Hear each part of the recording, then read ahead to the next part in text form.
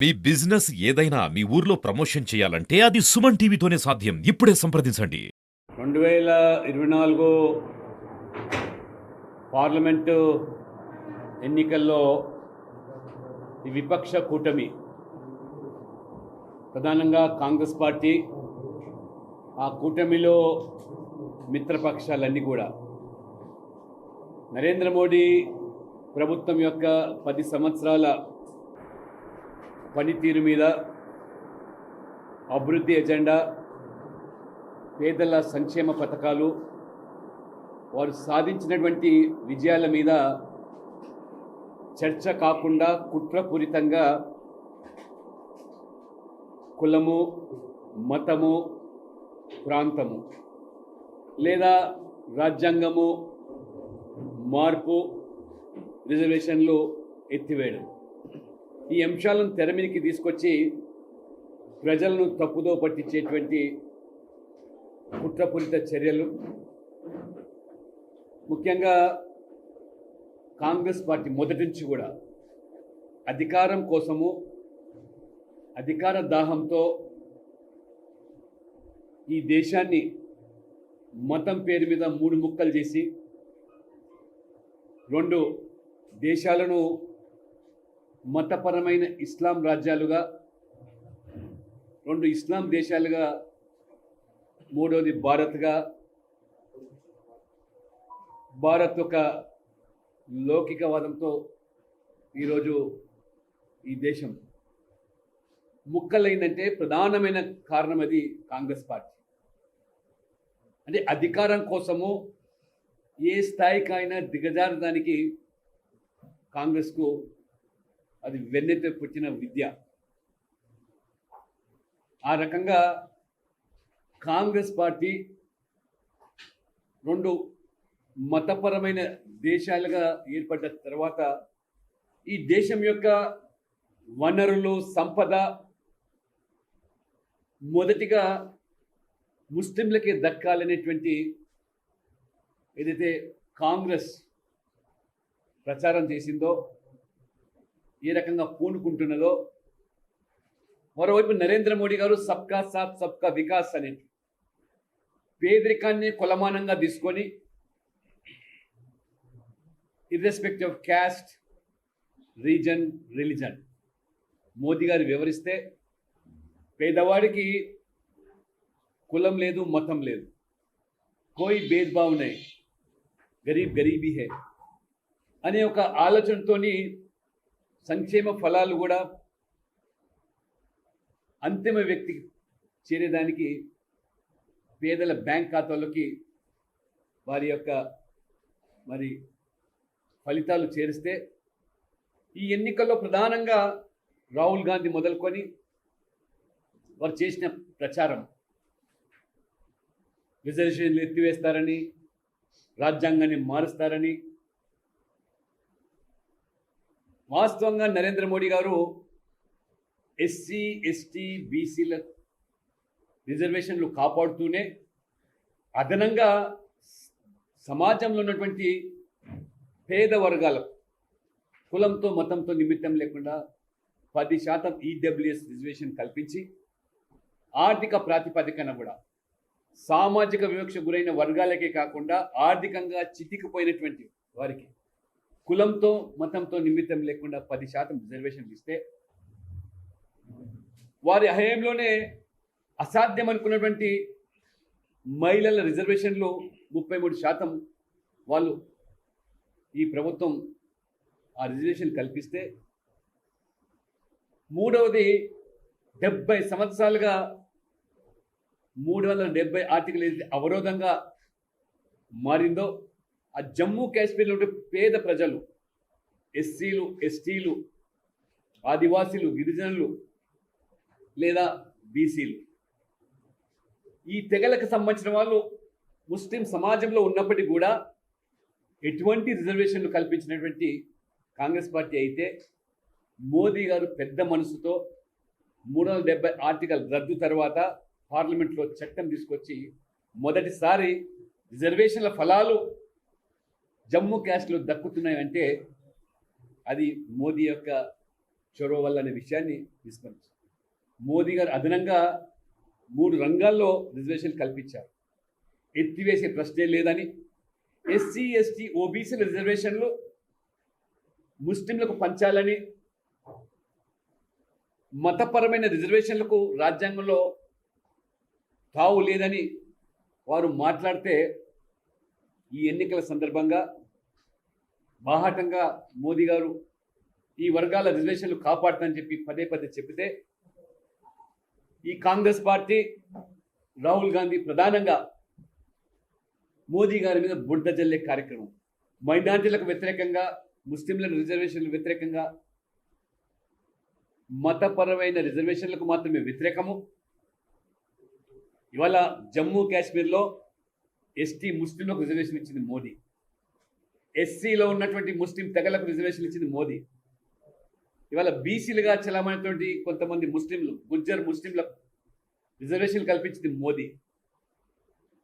ఈ రకంగా సబ్కా సాత్ సబ్కా వికాస్ అనే సంకల్పంతో వారు పనిచేస్తున్నప్పుడు వారు చేసిన ప్రచారం అవుతుందో మైనార్టీలకు వ్యతిరేకం, ముస్లింలకు వ్యతిరేకం అని, ఆ రకంగా ఎస్సీ ఎస్టీ బీసీలను ఉసిగొల్పి ఈ సమాజంలో చీలికలు తీసుకొచ్చి ఎక్కడ కూడా మోదీ అభివృద్ధి ఎజెండా చర్చకు రాకుండా, మోదీ యొక్క పథకాల వల్ల లాభపడిన వాళ్ళను కులం పేరు మీద, మతం పేరు మీద చీల్చే పన్నాగాలు వారు ఎన్ని కుట్రలు చేసినా, నిన్న కల్కత్తాలో భారతీయ జనతా పార్టీ మోదీ గారు ప్రస్తావించినటువంటి మతపరమైన రిజర్వేషన్ చెల్లవు, ఓబీసీల పేరు మీద ముస్లింలలో చేర్చి విఘాతం కల్పిస్తుందని చెప్పిన దానికి నిదర్శనంగా నిన్న కల్కత్తా హైకోర్టు మరి ఏదైతే తీర్పునిచ్చిందో అక్కడ ఉన్నటువంటి ఈ విపక్ష కూటమిలో భాగస్వామైనటువంటి తృణమూల్ కాంగ్రెస్ మమతా బెనర్జీ దాదాపు 2010 తర్వాత 77 తెగలు ముస్లింలో ఉన్నాయని, ఆ 77 తెగలను ఓబీసీ జాబితాలో చేర్చి దాదాపు అక్కడ 170 బీసీ కులాలు ఉంటే 20% ఉన్నటువంటి ముస్లిం జనాభాకు 118 కులాలు బీసీ జాబితాలో చేర్చి, అంటే almost 95% Muslims are in OBC list. 80% ఉన్నటువంటి హిందువుల్లో మరి ఆ 170 కులాల్లో 118 పోతే మిగిలినటువంటి 80% ఉన్న జనాభాలో బీసీలకు ఏ రకంగా ఈ వివక్ష, ఈ రకంగా అర్ధాంతరంగా ఎటువంటి శాస్త్రీయత లేకుండా, ఎటువంటి సర్వేలు నిర్వహించకుండా ఆ రకంగా ముస్లిం తెగలు 77 పేరు మీద చేర్చారో దాన్ని మొదటి నుంచి కూడా బీజేపీ తప్పుపడుతూ ఉద్యోగాల్లో ఎక్కడ ఓబీసీల పేరు మీద కోటాలో 190 మంది ముస్లింలు బీసీల పేరు మీద నియామకాలు కావడం, ఆ యొక్క అంశం కొంతమంది కలకత్తాలో బెంగాల్లో కోర్టును ఆశ్రయిస్తే ఈయన చంపపెట్టి లాంటి తీర్పు.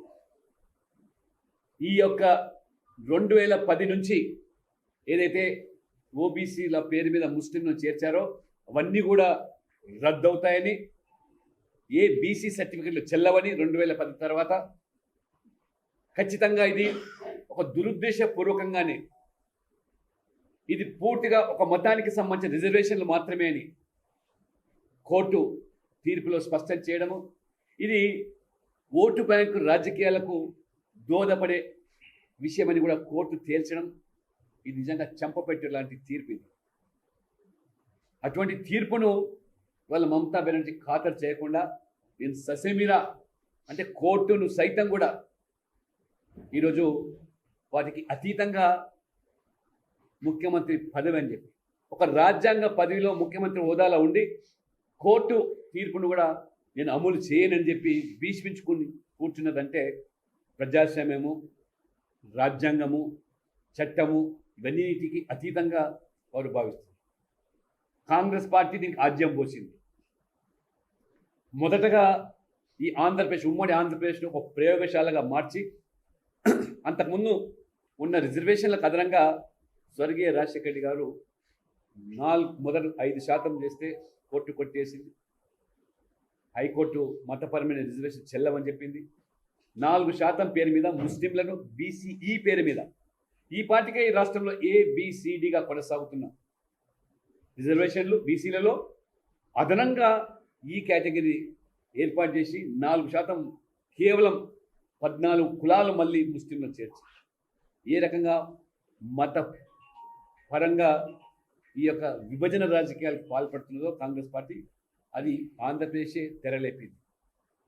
వాస్తవంగా ఉమ్మడి ఆంధ్రప్రదేశ్లో 1972 నుంచే బీసీ ఏలో బిలో కొంతమంది సామాజికంగా వివక్షకు గురైన వాళ్ళ నెపంతో మరి ముస్లిం తెగలు అందులో బీసీలో కొనసాగుతున్నప్పటికీ కూడా అదనంగా ఈ కేటగిరీ ఏర్పాటు చేసి ఇవ్వడం అనేది కేవలం ఇది మరి ఓటు బ్యాంకు రాజకీయాలకు సంతుష్టికర విధానాలు అపీజ్మెంట్ పాలసీస్ అనేది స్పష్టం.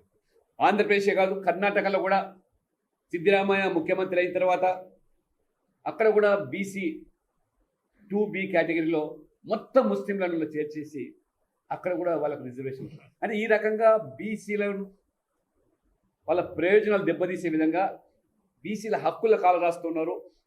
బీసీల వాటాను ఆ రకంగా మీరు ముస్లింకు అప్పచెప్తున్నారంటే మరి బీజేపీని ఆపాదించారు.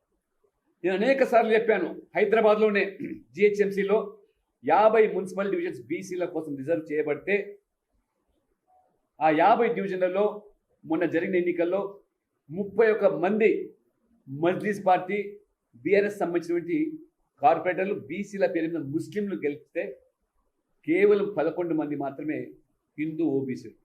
అంటే వాస్తవంగా బీసీలకు జరుగుతున్న అన్యాయాన్ని వాళ్ళ బీసీలకు కావాల్సినటువంటి హక్కులను అధికారులను కాలరాస్తున్నారని ప్రశ్నిస్తుంటే ఏ రకంగా మీరు దుమ్మెత్తిపోతున్నారో అందుకనే ఇవాళ చంపపెట్టు లాంటి తీర్పునిచ్చి ఇవాళ స్పష్టంగా ఈ రకంగా ముస్లింలను చేర్చడం అది సమంజసం కాదని కల్కట్టా హైకోర్టు తీర్పునివ్వడం మొత్తం ఇవాళ దేశవ్యాప్తంగా కూడా భారతీయ జనతా పార్టీ దీనికి ఒకవైపు మమతా బెనర్జీ ఆ తీర్పుని ఇవాళ స్వాగతిస్తూనే భారతీయ జనతా పార్టీ మమతా బెనర్జీ వైఖరిని కూడా ఇవాళ ఖండిస్తూ అనేకమైనటువంటి కార్యక్రమాలు భారతీయ జనతా పార్టీ తీసుకోవడం.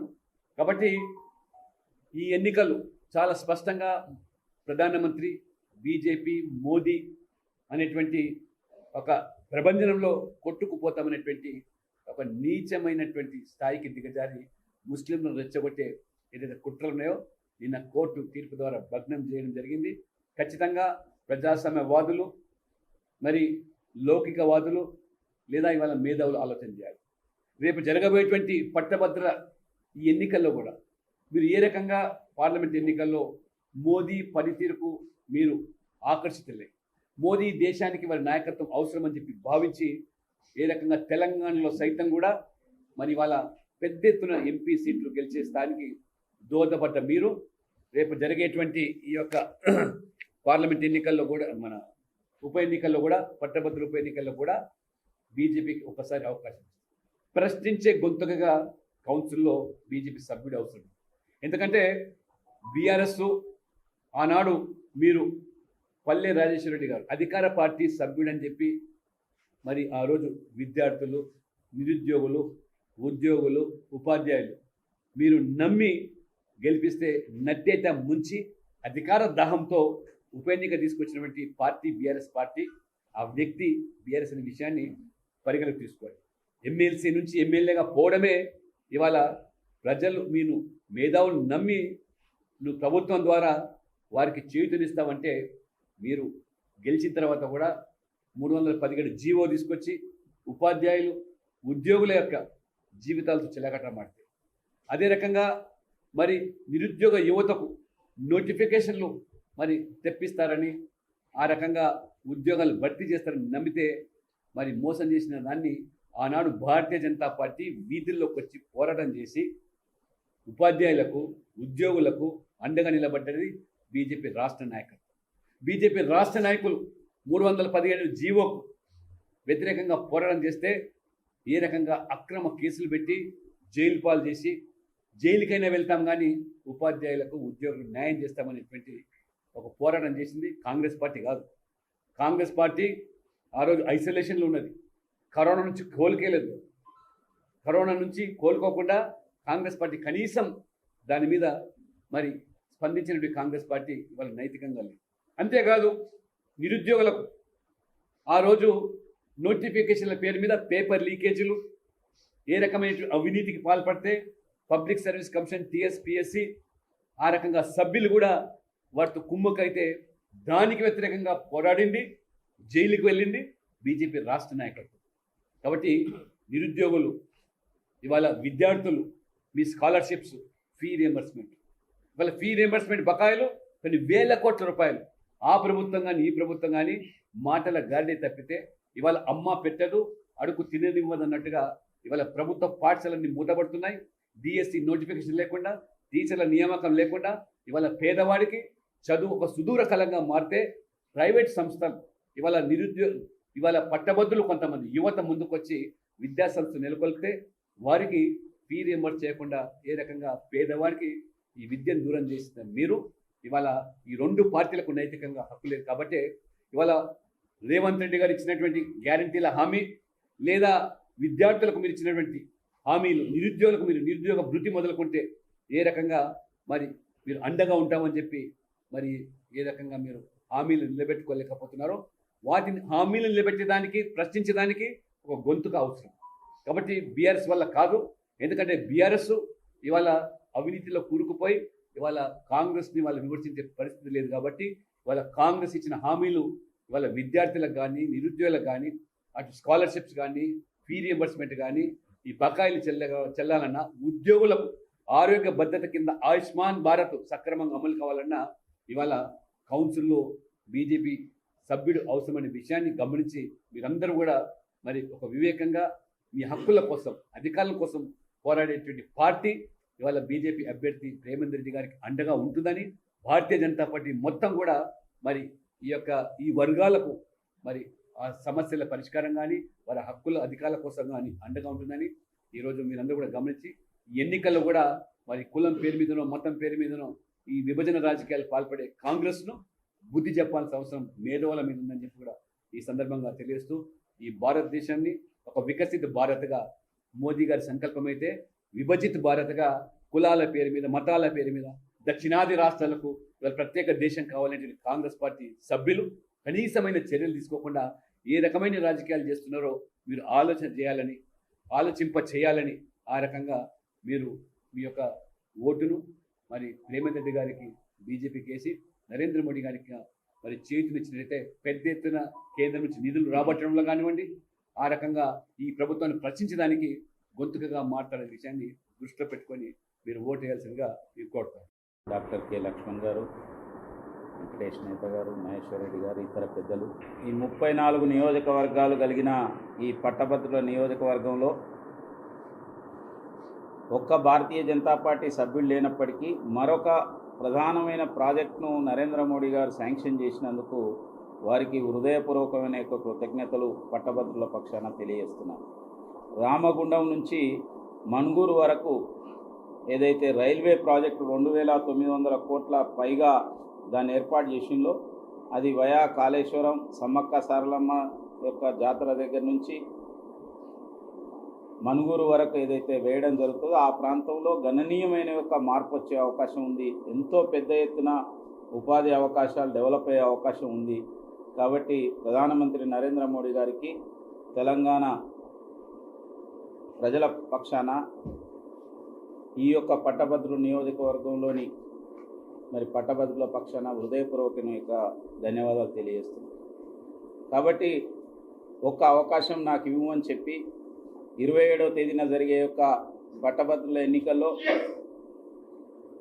బ్యాలెట్ పేపర్లో సీరియల్ నెంబర్ 1 ఉన్న నా పేరు పక్కన 1 అని రాసి మంచి మెజార్టీతో గెలిపించవలసిందిగా అందరికీ కూడా విజ్ఞప్తి చేస్తూ ఇంకొక విషయం మీ ముందు పెడుతున్నాను. అసలు ఈ ఎన్నిక వచ్చింది ఉప ఎన్నిక. ఈ ఎన్నిక ఎందుకు వచ్చింది? బీఆర్ఎస్ పార్టీ నాయకుడు రాజీనామా చేస్తే ఎందుకు రాజీనామా చేసిండో ఇవాళ పట్టభద్రుల ముందు చెప్పాలి. చెప్పినాక ఓటు అడగాలి ఆయన కానీ వాళ్ళ పార్టీ కానీ. కేవలం ఆయన రాజకీయమైన యొక్క కోరిక తీర్చుకోవడం కోసం మాత్రమే రాజీనామా చేసింది. అంటే లక్షల మంది పట్టభద్రులను పణంగా పెట్టి వాళ్ళు వేసిన యొక్క ఓట్లను అవమానపరిచి 6 సంవత్సరాలకు ఉన్న యొక్క ఈ ఎన్నికలు 3 ఏళ్ళు కాగానే రాజీనామా చేసింది.